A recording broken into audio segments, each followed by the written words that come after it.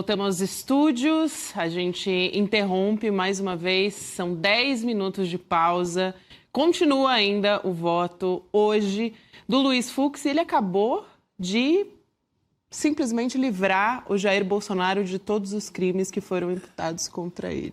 Livrou o Jair Messias Bolsonaro, livrou o almirante Elmir Garnier e, estranhamente, condenou, por enquanto, só o Mauro Cid. A um crime. Um crime, o crime de atentado contra a ordem democrática. Tentativa de abolição violenta Isso, é o do nome Estado certo. Democrático. No que o ministro Flávio Dino já disse tudo agora. Ele foi quer dizer, assim, sutil, né, Chico? Mas deu um recado. O Flávio Dino deu todo o seu recado. Vem cá, o senhor condenou o Mauro Cid a um crime? Quantos crimes? Os três? Ele não, só um crime. Só um crime. E os outros? Absolveu. O senhor condenou o Mauro Cid e absolveu os outros, é isso mesmo? Quis dizer o quê? Quer dizer o quê? O ex-ajudante de ordem está condenado por um crime, mas o mandante das ordens, né? Então o golpe, a tentativa de golpe teria... Qualquer tentativa foi só do Mauro Cid. Ajudante de ordem. Então o ajudante de ordens, que safado, né? Tramou nas costas do Bolsonaro.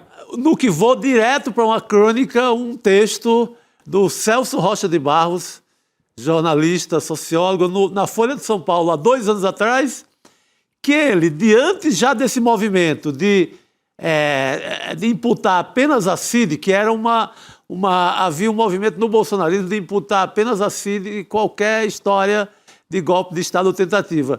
O Celso Rocha de Barros, ironicamente, ele simula um aniversário do Bolsonaro, uma festinha... Golpe surpresa, né, Chico? O famoso texto Golpe Surpresa, que seria um golpe do Mauro Cid de presente a Jair Bolsonaro. E que o Bolsonaro foi praticamente surpreendido pela tentativa de golpe. Ele foi dar uma volta com a Michelle Bolsonaro, aquela coisa que a gente faz, né, nos aniversários. Eu vou te dar um golpe de presente. O aniversariante leva para dar uma volta, quando a gente chega com ele em casa, surpresa! A hora que ele viu, tinha um golpe armado no Brasil. Então, o Luiz Fux daria um bom ficcionista, eu acho, né? Ontem a gente falou que o voto do Alexandre de Moraes era um voto que tinha alguma coisa também de história, né? De historiador, porque ele retomava esse fio da história no Brasil. O voto do Fux acho que é um voto de um bom ficcionista. Esse voto de hoje até aqui, porque faltam 5 réus. Isso. Ele passou o dia inteiro votando, fez uma longa digressão nas preliminares para dizer que o Supremo nem devia estar julgando esse caso, e agora, no começo da noite, ele conseguiu finalmente entrar nos réus, mas só julgou 3. Ele só falou do Elmir Garnier, do Mauro Cid e do Jair Bolsonaro. Faltam 5 e ele prometeu que termina ainda hoje nessa volta do 10 minutos de intervalo. Ele pulou a ordem alfabética, puxou o Bolsonaro para o Jornal Nacional. Dá tempo de sair na manchete. Isso, né, manchete. Luiz Fux pede absolvição de Jair Bolsonaro. É a manchete de verdade, né? Luiz Fux pediu. Vai ficar minoritário, vai ficar derrotado, mas ele consegue, nesta quarta-feira, dominar o noticiário e animar, botar fogo nas redes e nos grupos de WhatsApp da extrema-direita que está comemorando. A manchete até o momento, a gente tem 2-1, né, pela condenação do Jair Bolsonaro. Os demais réus a gente ainda vai ouvir. Mas o Jair Bolsonaro era o mais aguardado, por isso que ele trouxe para frente. Não seguiu o rito processual da ordem alfabética, conforme estava demonstrando ali no começo que seguiria, né? Mas o voto se estendeu, ele trouxe o Jair Bolsonaro justamente para garantir a manchete ainda no dia de hoje. Porque veja, pela ordem, que foi a ordem tanto das defesas quanto da denúncia, primeiro o Mauro Cid, que é o réu colaborador, como eles chamam, aí vem por ordem alfabética. Ele começou, Elmir Garnier. Depois ele pulou a ordem. Depois ele pulou a ordem e foi para o Jota, para o Jair Bolsonaro. Então, dá a impressão de que quis trazer o Jair logo para fechar esse dia, porque daqui para frente começa a entrar já à noite, o pessoal vai, daqui a pouco, cuidar de outros assuntos. Então, o dia, até agora, do noticiário termina com... Ele livrou a cara do Jair Bolsonaro, apesar de que a Gabi tem toda a razão. A manchete mais correta é 2-1 num julgamento que vai ter 5 votos. 2-1 na condenação do Jair Bolsonaro. Mas um voto com requintes de canalice. Muito. De canalice suprema. Ele chega, nessa parte que tem os diálogos, na parte do punhal verde e amarelo, por exemplo, ele ironiza. meio assim, como é que vai matar alguém se só conversou, se não sei o quê. Ele comparou o 8 de janeiro com a facada do Bolsonaro, né? Exatamente. Uma coisa assim, e tem tantas camadas, porque são muitas horas de voto, é até difícil a gente elencar aqui quais são as piores. Mas olha esse paralelo, graves. Gabi, isso que você falou. Ele diz assim como não se pode acusar a esquerda de ter insuflado o Adélio para dar a facada no Bolsonaro, não se pode também acusar o Bolsonaro de ter insuflado aqueles que foram para a rua no 8 de janeiro. É uma comparação estapafúrdia, um doisladismo, né? Porque o Adélio, volto a dizer, que eu saiba, não recebeu minuta de golpe, não planejou dentro do palácio, não fez reunião com o ministro, não tem documentos mostrando tudo. Então, ele gabaritou no discurso de WhatsApp da extrema-direita bolsonarista. Assim como as jornadas de junho também, é uma comparação esdrúxula. Esdrúxulo. Né? Totalmente. Ele gabaritou, é o famoso, e o PT, hein? E a esquerda, hein?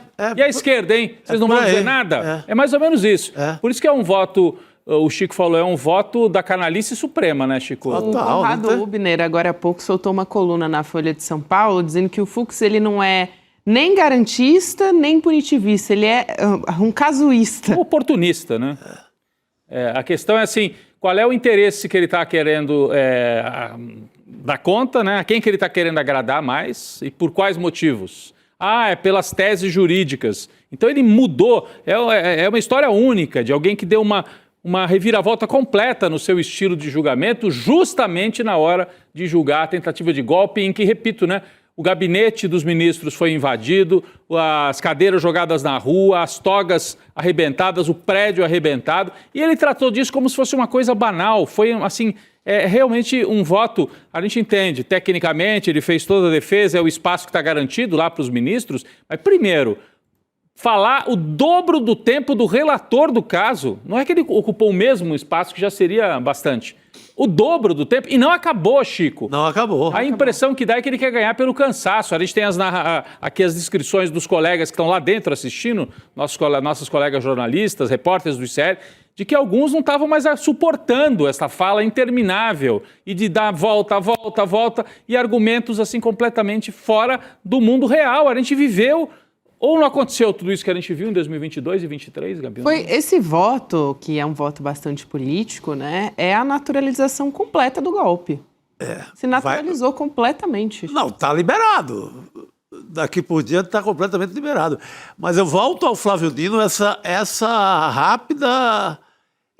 rápido toque ali do Flávio Dino significa que... Ele já denota que vai pedir terá uma resposta daquelas merecidas.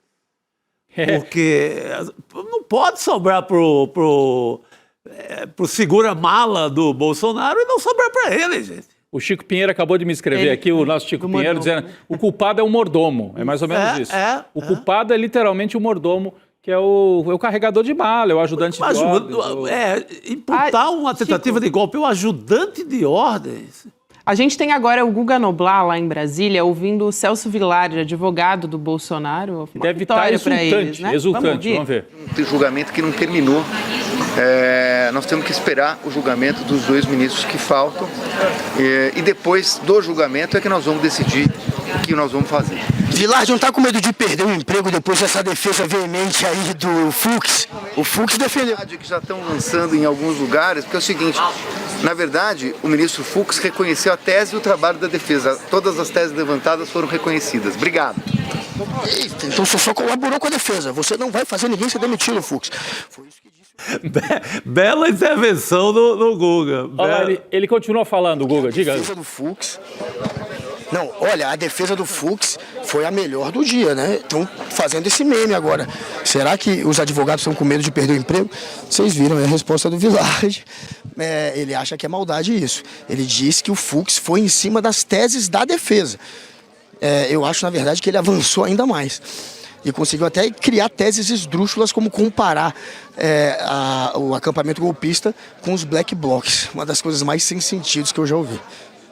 Guga, a gente fazia aqui agora há pouco a retomada dessas comparações feitas pelo Fux. Ele comparou com os Black Blocs de 2013 com violência praticada por torcida organizada, e agora, no fim, ele fez essa terceira comparação, que agora até me esqueci qual que foi a terceira aí, que foi talvez a mais esdrúxula de todas, que foi essa última agora, já na fase final do julgamento. Mas assim, Guga, além do Vilardi, você acha que vai aparecer mais alguém para falar aí? O grande vitorioso do dia foi o Bolsonaro, por enquanto? Como é que você avalia? Claro, né? Essa é a sensação, né? O bolsonarismo agora conseguiu sair do isolamento político e ter agora, enfim, um juiz, um ministro do Supremo embarcando na narrativa deles. Eu fico até imaginando Jair Renan, Carluxo, Dudu, Bolsonaro comemorando. Poxa, o Fux caiu na nossa, ele acreditou. Então, o vencedor do dia seria, de fato, o Bolsonaro e o bolsonarismo. Essa é a sensação. Passaram agora aqui os deputados do PT, que estão ali dentro acompanhando o julgamento. Rogério Correia, Reginaldo Lopes, o Lindbergh Farias e o Ivan Valente, que é do PSOL, o único do PSOL. Então, os 4 da esquerda estavam aqui há pouco falando e claramente irritados com o voto do Fux, né? Se mais cedo ainda estava aquele discurso de o voto do Fux pelo menos serve para acabar com aquela tese de perseguição do judiciário contra o Bolsonaro. Agora eles já parecem mais irritados. Eles já não estão muito embarcando e querendo ver só o lado bom da história, que seria esse, de certa maneira enterrando a tese de perseguição, mas está abrindo uma brecha muito grande para que o próprio bolsonarismo se inflame ainda mais, querendo dizer que houve sim perseguição. Hoje o Fux ele vai servir, obviamente, como massa de manobra agora, o discurso dele, o voto dele, para que inflame ainda mais os bolsonaristas, a massa bolsonarista, a própria anistia no Congresso, apesar dos deputados negarem que está ganhando força com o dia de hoje, a gente sabe que está sim. Então é uma vitória do Bolsonaro e do bolsonarismo, esse voto que a gente sabia que traria divergências, mas não nesse nível, né? Não dessa forma. Ele praticamente contrariou tudo. E o mais, talvez, incongruente, digamos assim, é ele ter participado de outros julgamentos sobre o golpe, ter condenado uma série de pessoas que participaram do quebra-quebra e agora, do nada, ele quer anular o processo. Como? Por que não anulou antes? Era pegadinha? Por que participou de tudo até este momento? Por que durante 6 meses nunca levantou essa questão de anular tudo? De repente veio com essa. Muita gente, inclusive alguns juristas, já estão apontando que é um voto que parece que foi remendado, né? É como se ele estivesse indo numa direção e de repente ele mudou a direção. Ele mudou, deu um 180, rolou um plot twist e aí teve que adaptar o voto dele. Tem gente já fazendo essa leitura também, que é um voto meio maluco. Inclusive teve uma fonte do STF que falou isso para o UOL, né, que chamou o voto dele de voto maluco, que vai contra tudo que ele já falou. Então, ninguém está entendendo o que aconteceu com o Fux hoje. Ô Guga, eu não sei se você chegou a ver, a gente recebeu mensagem da Heloísa Vilela, que está aí acompanhando tudo de dentro do Supremo Tribunal Federal também, de que o Flávio Dino foi dar um oi para o advogado do Bolsonaro, César Bittencourt. Então, do Mauro Cid, né? César Bittencourt. Isso, perdão.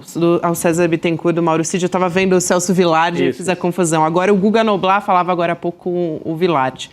E ele aproveitou ali para falar com jornalistas rapidamente, né? E também com advogados que estavam por lá e perguntaram se vai terminar hoje o voto do Luiz Fux. Ele disse, olha, eu acho que não, mas eu sou novo aqui, ainda não sei, né? Perguntaram se vai até 11 horas da noite, ele deu uma escorregada ali. Todo mundo tentou falar com ele, né? Correram para tentar tirar uma palavrinha do Flávio Dino, que deu toda a tônica no final, depois que o Luiz Fux terminou essa fase ali do voto, tentou tirar ali já deu um termômetro de que vai fazer uma parte, provavelmente, depois que terminar o voto do Fux. Não sei se ainda hoje, né? Porque, pelo jeito, vai ficar muito tarde. Não vai dar tempo, né, Guga?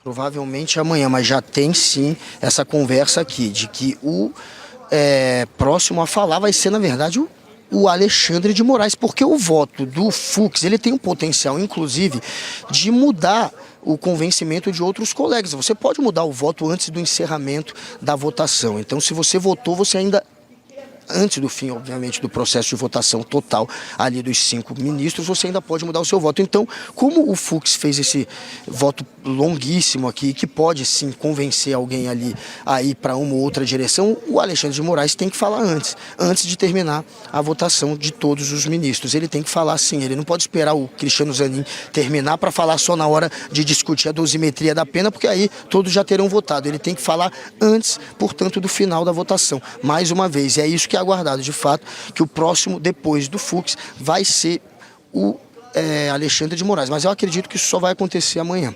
Mas vai ter sim uma resposta, um contragolpe, digamos assim, porque hoje o que o Fux fez foi colocar, obviamente, o STF na linha de fogo, os ministros, a PGR, ele abriu aqui um leque de ataque ao STF e à justiça por conta do voto dele. Ele colocou todo mundo aqui na fogueira, né? Ele colocou os seus colegas na fogueira e vai ter, obviamente, uma reação amanhã. E um detalhe, gente, dia 20 de agosto, um dia desses, né? Tava o Renzo Grace, aquele desqualificado, lutador de jiu-jitsu da extrema-direita, ligadíssimo ao Bolsonaro, dizendo que o Fux tinha dito a ele que daria um soco na cara do Alexandre de Moraes se perdesse, se tivesse sanções contra ele por conta dessa briga com os Estados Unidos. E aí o Renzo espalhou isso. Um colega meu aqui, jornalista, foi atrás do Fux e pediu uma resposta. É verdade isso? O Fux não quis se pronunciar sobre o assunto, que é muito estranho, né? Então, já tem gente achando que a ponte do Fux, olha que louco, com a extrema-direita, seria esse desqualificado do Renzo Grace, que estava nesses dias dizendo que o Fux estava realmente ameaçando o Alexandre de Moraes, e o Fux não quis desmentir essa história. Então, o Fux agora, hoje, de fato, ganhando cada vez mais a imagem de um aliado da extrema-direita. Olha, Guga, Rodrigo, Chico, sei que não é todo mundo que concorda, mas tem muita gente abrindo especulação também sobre o objetivo futuro dessa decisão que até o momento, pelo menos, é isolada do Luiz Fux, e esse voto que é tão político, né? Que pode ser que ele esteja abrindo um precedente para ele ter, eventualmente, na vitória de um candidato bolsonarista, até o Tarcísio, para manter uma espécie de influência no Supremo Tribunal Federal, para que ele possa ainda indicar, depois da saída dele, isso, né? Possa ainda indicar candidatos ligados, vamos dizer assim, à direita ou à extrema-direita, enfim, ter algum tipo de influência no STF. Isso está sendo colocado por conta dessas incoerências todas do Luiz Fux, né? Como, por exemplo, ter votado ali no começo, né, na aceitação da denúncia. A gente vai falar sobre as incongruências com mais detalhes daqui a pouco. Mas uma delas, aceitar a denúncia e lá atrás não falar que esse seria o foro para análise, né, do Supremo Tribunal Federal. Não sei se o Guga quer comentar a respeito disso. Eu ia só dizer uma coisa rapidinho, Guga, aqui. Eu falei das comparações esdrúxulas e esqueci da terceira. A terceira é comparar com o caso do Adélio. Ele teve o disparate, o Luiz Fux, de fazer essa comparação com o caso do Adélio. Então ele fala do 2013 Black Blocs, fala de briga de torcida organizada e fala do caso do Adélio como paralelos a esse fato gravíssimo narrado na denúncia da Procuradoria-Geral da República. E eu achei que ele foi extremamente deselegante, para dizer o mínimo, com o Procurador-Geral da República. Ele disse 2 vezes, Chico, a gente até conversava aqui no estúdio, que essa denúncia é uma espécie de uma girafa monstruosa, citando, usando uma metáfora aí colhida de um jornalista que ele até chamou de historiador, o Hélio Gaspari. Mas o Fux falou, pegaram a perna da girafa, começou lá em 2021, esticaram a perna da girafa, foi até o 8 de janeiro. No meio ficou a cabeça de uma girafa meio afundada, como se fosse um monstro, como se a denúncia do Procurador-Geral da República fosse um animal monstruoso. Então eu achei assim extremamente agressivo e deselegante a maneira como o Fux conduziu o voto dele. Está no papel, é direito dele, mas pode ter consequências muito sérias. Você não achou também, Chico? Totalmente. Não, ele faz como se fosse uma imagem surreal, assim. Isso. E jogando na conta do procurador. E tem um momento também que ele fala nesse mesmo sentido que eu já fui no Ministério Público, eu sei como são os ânimos lá, sabe? Aquela coisa assim. Meio atabalhoado, quis denunciar, né? Uma coisa assim, eu achei quase que um desprezo com o trabalho do Ministério Público e da Polícia Federal, que foi de anos de trabalho, porque nós estamos há 3 anos do 8 de janeiro. Mas alguns desses fatos vêm de 2021, 4 anos. Então, é algo assim, eu acho que vai abrir fissuras aí que vão ser permanentes nos próximos anos entre o Luiz Fux. Ele tentou dizer, aliás, ele soltou uma frase, Chico, aí quase no final, ele disse: entre o Alexandre de Moraes e eu não há discórdia, há só um certo dissenso. Mas nesse momento, a postura do Alexandre de Moraes, segundo os jornalistas que estavam acompanhando lá, é de nem olhar para o Fux quando ele falou isso. Ele olhou para o Alexandre de Moraes ao dizer isso. E o Alexandre de Moraes estava de cabeça amigo, baixo, né, e tal. E o Alexandre de Moraes não olhou para ele. Aliás, quando ele estava falando sobre a organização criminosa, que não houve, que aliás é um argumento que ele não usou quando ele estava falando dos ataques do 8 de janeiro, né? Mas, enfim, o Alexandre de Moraes olhou para ele fixamente também, do relato dos jornalistas que estavam lá dentro do Supremo. Ficou encarando durante o voto que o Fux estava fazendo essa argumentação e depois levantou, sei lá, enfim, para beber uma água, mas se levantou logo depois. Então, essas posturas dos ministros ali no entorno são muito interessantes de acompanhar, né? Porque diz muito também, enquanto a gente ainda não tem um posicionamento oficial, né? Ou à parte que podem vir depois desse voto do Fux. Aqui, ó, passando, inclusive. Tenta lá, vai lá. O Zuco tá aqui. Vou te esperar. Zuco, só uma rapidinha, vai. Então, tá animado agora com o voto do Fux? A anistia se fortalece no Congresso ou não se fortalece? Assim, ó, eu sei que tu trabalha com polêmica, mas ao mesmo tempo eu já vi várias matérias tuas trazendo informação. A anistia, ela tem que ser baseada também num comparativo. Em 79, nós tivemos Dilma Rousseff, com uma indicação clara de um assalto a banco. Rui Falcão, com uma indicação clara de ter participado de guerrilha. Zé Dirceu, com possível sequestro de embaixador. Crimes claros. E outra coisa. Ustra também, né? O Brilhante Ustra, que era um torturador. Todos anistiados. E foi anistiado. Todos anistiados. E agora, Noblar? Pipoqueiro, vendedor de algodão doce, pessoas que depredaram. Qual é a diferença do cara que depredou o STF e o MST ou os Black Blocs depredaram da mesma forma? Esses talvez consigam anistia. Agora, por que não faz uma anistia só pra eles e aí resolve isso? Por que a anistia tem que ser geral e restrita? Anistiar Dilma, anistiar o Rui Falcão, anistiar o Zé Dirceu? Por que não pode anistiar o Bolsonaro? Porque tem medo das urnas? O Bolsonaro tentou um golpe de Estado. Que golpe? Tu não viu ali? Tchê, olha só, deixa eu falar uma coisa pra ti. Eu e tu, nós somos pessoas que analisam comentários de imprensa, comentários de alguns juristas. Aquele cara que está lá em cima, aqui, ó, estamos no Supremo Tribunal Federal, foi primeiro colocado para um concurso para promotor de justiça, primeiro colocado para juiz, participou do Supremo Tribunal de Justiça, agora é magistrado do Supremo Tribunal Federal. Tu quer comparar a tua análise e a minha análise com a do Fux? Eu quero comparar com a da Carmen Lúcia, com a do Alexandre de Moraes, com os outros ministros. Alexandre de Moraes. Agora, uma opinião pessoal.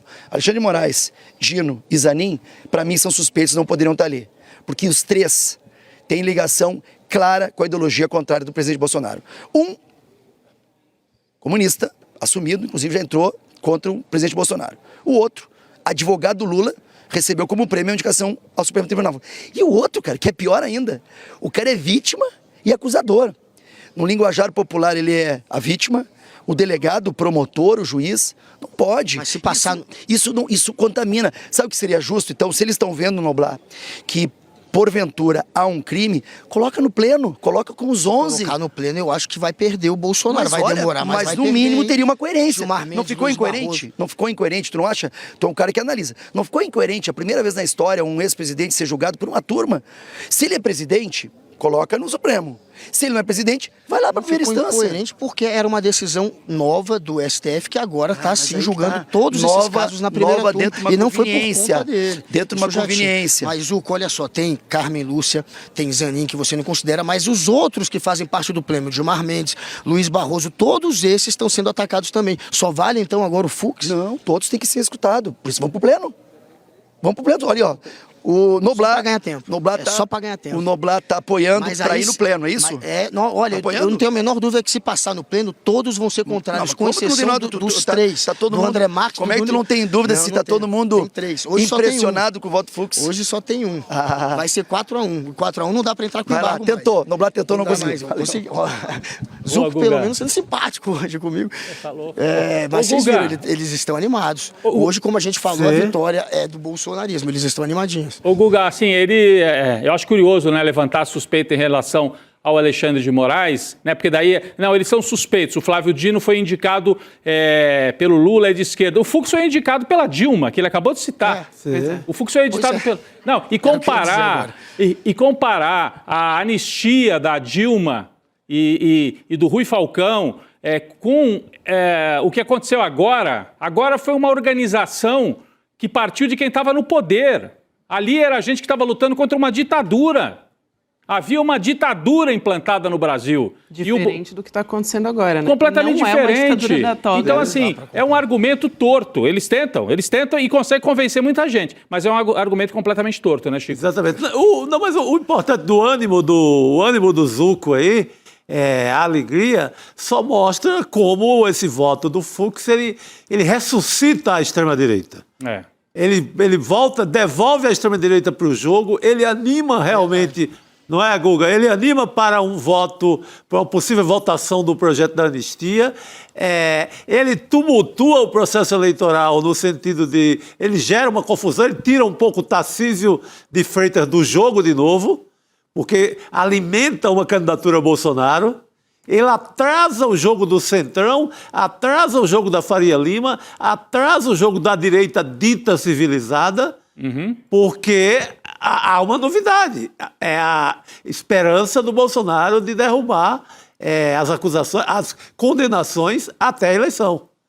Eu acho assim, se for para o plenário, quem mais perde é a direita dita limpinha, porque é isso que o Chico acabou de dizer. No final, ele vai acabar sendo condenado no plenário, o Guga trouxe muito bem aí, contou os votos, ele perde também no plenário, só que atrasa em 6 meses, 8 meses, não sei quanto tempo o julgamento, embaralha com a eleição e aí adeus Tarcísio. Adeus Tarcísio. A tentativa de criar uma candidatura por fora. Mas não vai para o plenário. A verdade é que a primeira turma, esse voto do Fux vai ficar isolado. Você acredita, Guga, você que acompanha tanto aí o Brasília, muito mais do que nós, né? Pode ter uma surpresa, por exemplo, o Zanin pode absolver algum dos 8 réus, talvez não o Bolsonaro, né? Mas dar uma condenação menor ou até absolver alguém aí, um desses, Paulo Sérgio, etc. O que você acha? Muita gente viu como uma sinalização, Sérgio, né? General Heleno. Claro, a gente ficou surpreso ontem com o voto do Flávio Dino, que falou, né, em eficiência causal, e a eficiência causal relativa a 3 dos réus, que seria o Paulo Sérgio, o Ramagem e o General Heleno, seria menor, porque eles teriam tido menos poder durante a fase final do mandato do Bolsonaro, teriam mudado de cargo, teriam menos poder e por isso não teriam sido tão importantes assim como o restante dos outros réus do núcleo duro, né, do núcleo crucial. Eles não seriam então passíveis da mesma punição. Esse foi muito surpreendente, essa visão do Flávio Dino. E é claro que baseado no que o Flávio Dino apontou ontem, a gente pode ter uma surpresa assim com o Zanin. Ele pode também, quem sabe, seguir por esse caminho com relação a esses réus. A gente já dizia que o General Heleno, pelo menos os militares tinham essa esperança de que o General Heleno pegaria uma pena menor, exatamente por ter tido menos poder, né, durante a fase final do governo Bolsonaro. Então, o General Heleno, a gente já tinha essa expectativa, tem agora o Ramagem no meio disso, tem o Paulo Sérgio também, e não vai ser impossível, mas é tudo palpite, mas não vai ser impossível a gente ter, sim, o Cristiano Zanin seguindo numa linha parecida com a do Flávio Dino. Agora, com relação a Bolsonaro e Braga Neto, eu não consigo ver nenhuma reviravolta. Esses dois, todos os outros que restam a votar depois do Fux, Carmen Lúcia e Zanin, seguirão, sim, o entendimento do Alexandre de Moraes. Acho muito, muito improvável que a gente tenha uma surpresa. Muito bem. Guga, a gente vai te liberar daqui a pouquinho, o voto deve retornar desse intervalo, que vai passar um pouquinho, né? Já passou, na verdade, dos 10 minutos. Bom trabalho por aí, o Guga que está desde cedo nos arredores ali do Supremo, ouvindo todos os envolvidos. Obrigada, Guga. Tamo valeu. junto. Valeu, Guga. Muito bom, Guga. Parabéns. Fomos. Inclusive ouvindo parlamentares ali da extrema-direita que estão comemorando no dia de hoje o voto do Luiz Fux, assim como os advogados do Bolsonaro, né? O Celso Villádio agora há pouco falando, e já tinha dito mais cedo também que o voto do Fux estava lavando a alma da defesa. Deu uma animada daquelas, né? No placar não vai ser significativo, vai ser 4-1 agora, mas abre ali portões e mais portões de perspectiva. Com certeza. Tanto a anulação no futuro, como joga uma esperança agora no bolsonarismo, fornece 1000 e tantos cortes e argumentos para o bolsonarismo, é um novo ânimo aí nos bastidores. É tanto que eles estavam falando de ontem para cá, eu vi muito no esgoto do bolsonarismo falando, vê só como eles estavam se argumentando. Eles estavam indo até o Nepal, onde houve um levante que derrubou o governo. E que queimou viva uma queimou esposa viva de um a mulher do líder. primeiro-ministro. Então eles estavam recorrendo a esse assunto muito distante para tentar um ânimo mínimo, ou seja, tentando incentivar uma violência igual aqui no Brasil para tumultuar as coisas. Agora eles têm um voto, um longo voto de um ministro muito favorável a eles. É melhor a extrema-direita com representantes dentro do Supremo do que agindo por fora na base da loucura, do tiroteio, de botar fogo em coisas por aí e tal. É preferível. Agora, de qualquer maneira, acho que ninguém esperava nesse nível, né, o voto do Tão Luiz alinhado, Fux. né? Tão alinhado e assim, procurando desmontar tudo, né? Ele começou o dia dizendo o Supremo não é a instância correta, não é o foro correto para fazer esse julgamento, então volta para a primeira instância. E vocês viram na fala do Zucco, eu queria só destacar isso rapidinho, Gabi, ele diz assim, Guga, você confia mais em nós dois ou confia mais nesse homem que foi o primeiro colocado no concurso, que é uma cabeça incrível? Ou seja, a partir de agora, Fux e extrema-direita são uma coisa só. Ele passa a ser um ídolo da extrema-direita, porque no momento mais difícil para eles, na véspera da prisão, ele aparece com uma argumentação que favorece a extrema-direita. Eles vão incensar. O Fux agora passa a ser um dos personagens centrais da extrema-direita no Brasil, fazendo jus ao que ele mais gosta, que é essa coisa do jiu-jitsu. Eu sei que tem muita gente do jiu-jitsu que não é de extrema-direita, mas infelizmente a maioria parece que é, né? E tem até esse que foi citado aqui pelo Guga, né? Da família Gracie, que é amigo do bolsonarismo e é amigo também do Fux. Então, é isso, Gabi. Ele vai virar um ídolo aí, já está virando um ídolo. Já virou. Só para deixar claro aqui também, porque a defesa do Jair Bolsonaro está dizendo que abre caminho para eventualmente pedir recurso e tudo mais, mas também para o tal dos embargos infringentes, né, que eventualmente até a defesa do Jair Bolsonaro poderia pedir anulação do caso e tal, precisaria de mais um voto, né, ter 2 votos para entrar nos embargos. Embargo infringente para o Jair. Agora, o Jair por exemplo, Bolsonaro, exatamente. Agora, no caso dos outros, por exemplo, se o Zanin absolver o Garnier, por exemplo, o Garnier já teria 2 votos pela absolvição. É que eu estou falando com base no que estão dizendo os advogados do Bolsonaro, né? Que eles estão abrindo essa possibilidade. Mas para isso precisa esperar o voto ainda do Zanin. Precisaria ter um segundo voto de absolvição. Eu não acredito que a Carmen Lúcia siga essa linha. Provavelmente vai votar para condenar também o Jair Bolsonaro. Pelo menos essa é a expectativa, segundo o que a gente vem apurando sobre os votos da primeira turma do STF. Agora, a dúvida que se levanta e que se coloca é sobre o Cristiano Zanin. Se pode ter sido um aceno para eventualmente o Cristiano Zanin, ou então para atenuar as penas, mas aí não seria um voto contrário. A não ser que o Cristiano Zanin, por exemplo, são 5 crimes. O Cristiano Zanin pode ter um voto em que ele condene em 4 e absolva em 1. Isso. Aí ficariam 2 votos por absolvição do Bolsonaro num crime só. Aí dá embargo infringente? Eu não sei dizer, né? Tecnicamente, se num crime só poderia ir para o plenário, porque num crime ele foi absolvido por 2 ministros. Mas daí estamos fazendo conjecturas, melhor esperar o dia de amanhã. Não, eu acho que o Bolsonaro não tem mais nenhum benefício daqui por diante. Acho que é condenado nos 5 crimes por Carmen Lúcia e pelo Zanin. E pelo Zanin. Acho que não cabe, não vejo isso. Agora, o restante, sim. Agora, eu acho que o Fux se enrola digamos que ele estava indo nessa linha de tirar todo mundo do golpe, da cena de qualquer história, mas quando ele condena, em parte, o Mauro Cid, eu acho que ele atrapalha a tese dele. Pois é. Ele mela a própria tese dele, porque o homem que segura a mala passa a ser mais importante do que o presidente da República e estaria no crime, estaria incentivando a supressão do Estado de Direito, e o Bolsonaro não. É muito esquisito isso. Eu acho que aí ele pisa na bola, dentro da coerência dele, que era liberar todo mundo. Agora, qual será a estratégia dele para condenar por um crime apenas o Mauro Cid? Não sei. Talvez porque ele quer estar no debate sobre a delação até o final. Eu não consegui entender. Ele já é um réu confesso. Já é um réu confesso, é verdade. Como é que ele ia absolver um réu confesso, Chico? E aí ia ficar muito ruim. Ele ia ser mais a favor do Mauro Cid do que o próprio Mauro Cid. Talvez seja isso. Ele tinha que condenar por alguma coisinha o Mauro Cid para não ficar tão feio, né? E para ter direito a estar lá no jogo da dosimetria. No jogo da dosimetria. No caso do Mauro Cid, ele condenou por tentativa de abolição violenta do Estado Democrático de Direito, absolveu de organização criminosa, até porque ele diz que não há formação de organização criminosa, então não teria como, e de dano qualificado também. Então, sobrou esse. Sobrou um crime. 1 de 3. Abolição violenta do Estado Democrático de Direito. E o Garnier foi de todos. Também nós temos que falar. Ele absolveu de todos os crimes o almirante Garnier.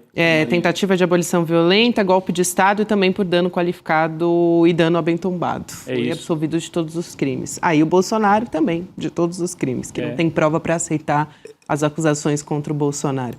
E tem as incongruências, né, que a nossa equipe preparou Vamos também. ver? Sobre essas contradições do voto do ministro Luiz Fux, que é o Fux versus Fux, que é o Fux do passado, né? Então a gente traz aqui alguns que a gente pode ir comentando. Por exemplo, a STF incompetente para julgar a ação penal da trama golpista, que foi algo que ele declarou na alegação de hoje, né, no voto de hoje. Só que em maio, ele votou a favor do Supremo julgar a ação penal, foi algo que a gente já disse aqui, mas agora a gente coloca um esquema na tela também para você, e pediu que a ação fosse votada no plenário e não apenas na primeira turma. Essa também é uma incongruência, vamos dizer agora, do voto do Luiz Fux. Vamos trazer mais uma aqui, a gente vai mudar para a próxima tela. Citou o caso de Lula na Lava Jato para defender nulidade do processo contra Bolsonaro. Só que ele foi um dos 3 ministros que votou contra que a 10ª vara não era competente para julgar o presidente Lula. Ou seja, ele manteve, né? Ele achou que a 13ª vara era, sim, competente para julgar Lula, né? Naquele momento da Lava Jato, certo? No passado. E essa é importante, hein, gente? A próxima tela que vem aí, ele citando o julgamento do Mensalão, até colocando como, na verdade, né, o caso mais grave da história, o Luiz Fux. Ele diz que, enfim, ele citou o julgamento do Mensalão no voto, se a gente puder colocar na tela aqui também, mas ele votou pela manutenção da pena do José Dirceu durante os embargos infringentes, quando entrou, então, à época, a defesa, né, do Dirceu nos embargos. Exato. Então, ele votou pela manutenção da pena do José Dirceu, à época do Mensalão, Chico. É o festival, né, de Fux versus Fux, de incoerências com ele mesmo. Isso só acontece quando você, sei lá, vai para uma daquelas montanhas, faz uma reza, ou o caminho de Santiago, e diz, não, eu mudei, e agora eu sou outro ministro, outro cidadão, e por isso eu tive aquele voto e agora, no caso de Bolsonaro, eu resolvi mudar completamente meu pensamento. Ele até para vacinar, né, as críticas, para se vacinar das críticas que viriam nessa linha aqui, lá de manhã, no começo desse voto longuíssimo, ele chegou a dizer, não, um bom julgador é aquele que sabe admitir os seus erros e rever as suas posições. Agora, teria que fazer uma autocrítica um pouco maior, porque de uma hora para outra ele saca do colete uma mudança, um rodopio aí de 180 graus e ninguém entende nada. Na verdade, a gente entende. Ele fez uma aliança política com o bolsonarismo, se coloca como um defensor do bolsonarismo no Supremo Tribunal Federal e aí saiu atrás de teses que colassem naquilo que era necessário para dar alguma luz, alguma sobrevida para o Jair Bolsonaro. Repito, interessa mais para o Jair Bolsonaro e para a família Bolsonaro, pelos motivos que o Chico já explicou aqui politicamente, que estica a corda, estica o processo, e interessa menos para a direita do Tarcísio, para a Faria Lima, que queria ver logo esse processo, termina logo isso, para a gente tentar ajeitar o palanque para o ano que vem, né? Então, nesse momento, o Fux é alguém assim, com olho e com uma aliança bem forte com o bolsonarismo, né, Gabi? Exatamente. Então, a gente segue aqui acompanhando essa história, só para avisar quem nos acompanha, né, porque a gente vai voltar com o julgamento às 9 horas da noite, pelo que está me informando a nossa equipe aqui, com o voto do ministro Luiz Fux, mas a gente segue aqui junto com a nossa audiência. Nós aqui no estúdio conversando a respeito do voto até o momento. O voto do Luiz Fux vai se estender, a gente ainda não tem a mensuração de tempo, né? Vai até, eventualmente, até meia-noite. Vamos ver, a gente vai continuar acompanhando por aqui. Agora, Rodrigo, estou aqui também, enquanto isso, consultando os nossos advogados, os nossos colegas, para saber como que fica a história dos embargos infringentes, tá? E conseguiu alguma resposta, Gabi? Segundo a Damares Medina, a doutora Damares Medina, que até ia conversar com a gente aqui, mas o voto do Luiz Fux acabou se estendendo. Ela diz que já cabem os embargos com a decisão do Fux. Já cabem embargos infringentes? Exatamente. Aqui abriu divergência, já cabem embargos dos infringentes para o plenário, segundo ela me disse aqui no artigo 333. Cabem embargos infringentes à decisão não unânime do plenário ou da turma. Bom, claro, ela conhece muito mais do que qualquer um de nós. Eu já ouvi afirmações como essa, né, dela, e já ouvi outros que dizem que só caberia embargos infringentes no caso de 2 votos divergentes, se não no caso de apenas, por enquanto, um voto divergente, né? Então a gente tem que aguardar um pouquinho mais para ter uma certeza em relação a isso. Eu fico também curioso para saber se agora, na volta desse intervalo, o Flávio Dino e o Alexandre de Moraes vão se manifestar, vão pedir, escuta, gostaríamos de falar sobre tudo que foi dito até agora pelo Luiz Fux, porque é um choque total, não só com a denúncia da Procuradoria, isso até é normal, porque o juiz não é obrigado de forma nenhuma a seguir o que pede a Procuradoria, mas é também uma discordância de 95% em relação de 99% em relação ao voto do relator. Então, tem que haver um debate, porque não dá para ficar assim, tem um voto que vai para esse lado e o outro voto que vai para o lado totalmente oposto. Tem que haver um debate para que os outros ministros e a própria corte possa chegar a não digo um consenso, mas a uma decisão coerente em relação a esse caso, né, Chico? Eu creio que isso vai acontecer amanhã. E a gente está esquecendo o próprio Paulo Gonet.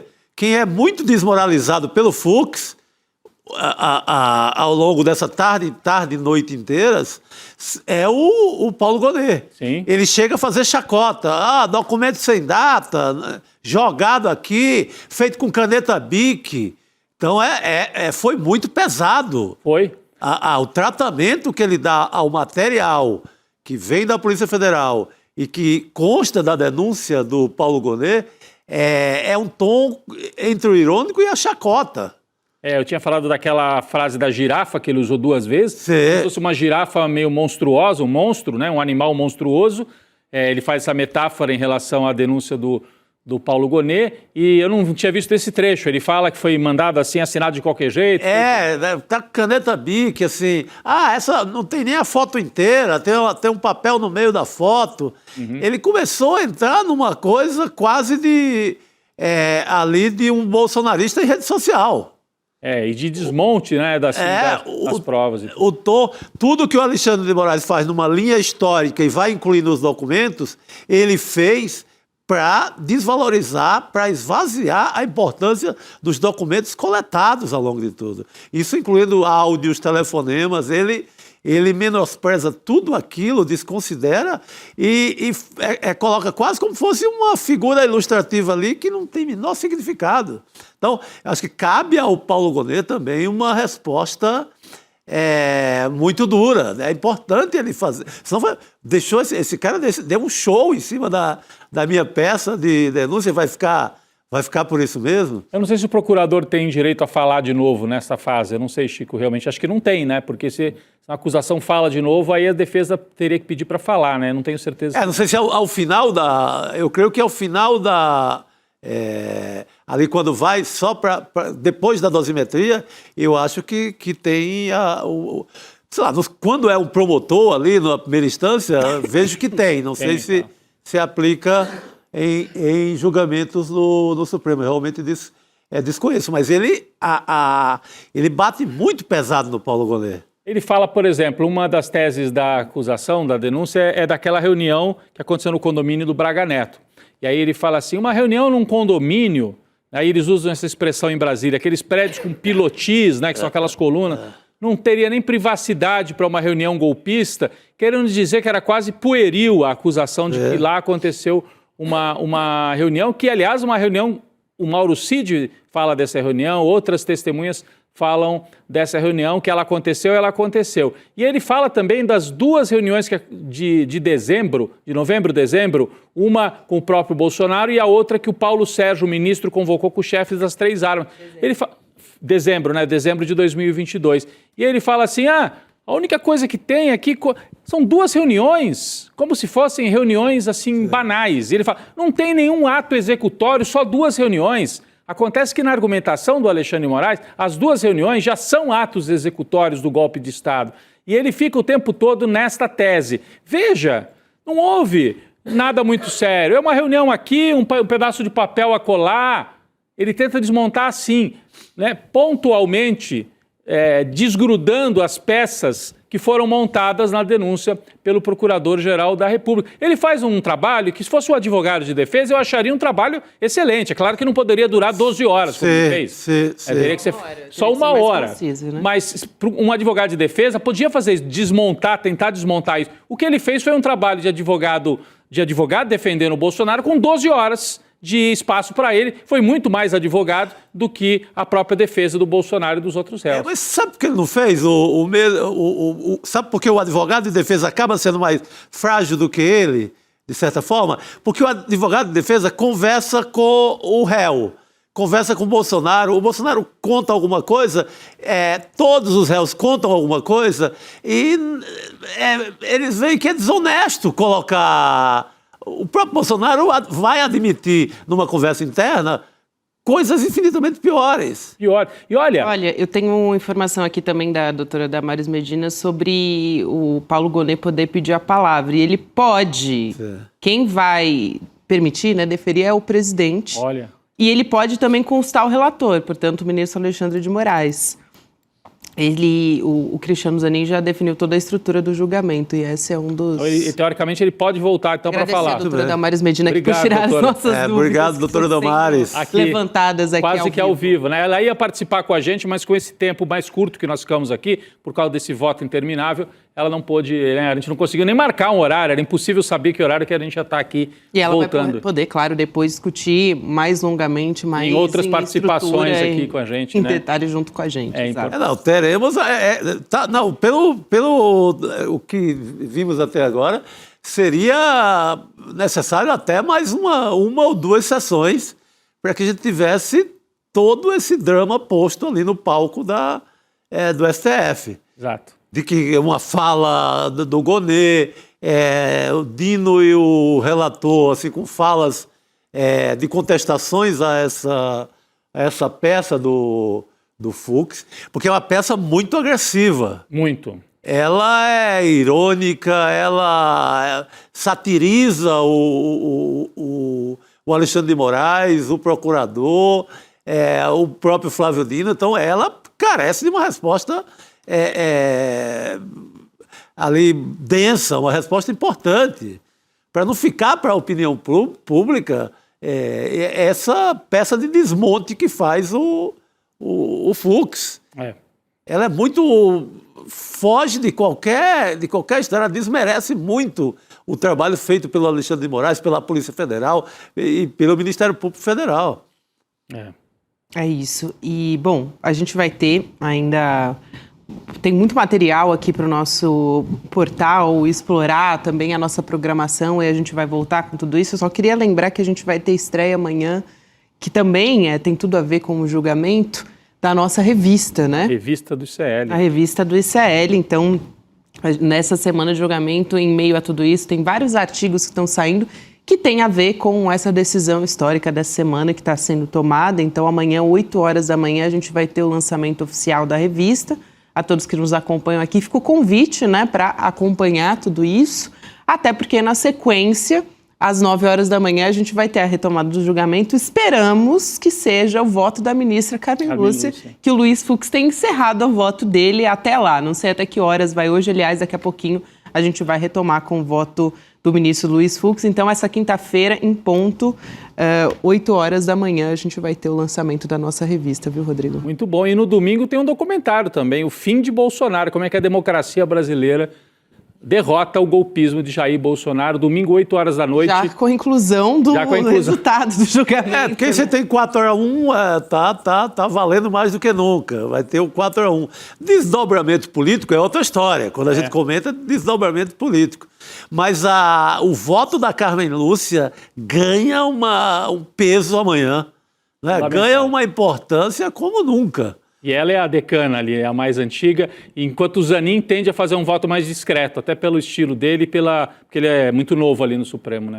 Exatamente. Então, amanhã, como estão dizendo nas redes agora, que horas ela volta? Que horas a Carmen Lúcia volta? Que horas ela vota? Que horas ela vota? Porque que estão circulando. Que horas ela redes, vota? Né? Que é um super voto, né? Vai ser um voto estrela, digamos assim. Aparentemente, o horário é 9 da manhã dessa quinta-feira. Esperamos. Mas, como vai abrir, o Zanin abre, e como tem a essa abertura aparte, né, vai ser muito importante, porque pode ter pequenos apartes e grandes debates. O Flávio Dino, o bicho pode começar a pegar logo Moraes, ali. É verdade, tem pequenos razão. apartes, grandes debates.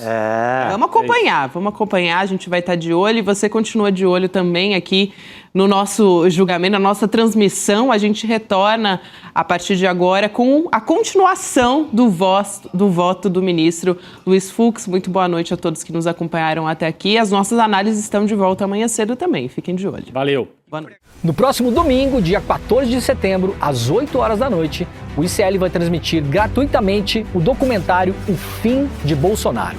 Esse é um original do ICL que reconstrói com provas, depoimentos e uma investigação jornalística o maior julgamento da história da nossa democracia.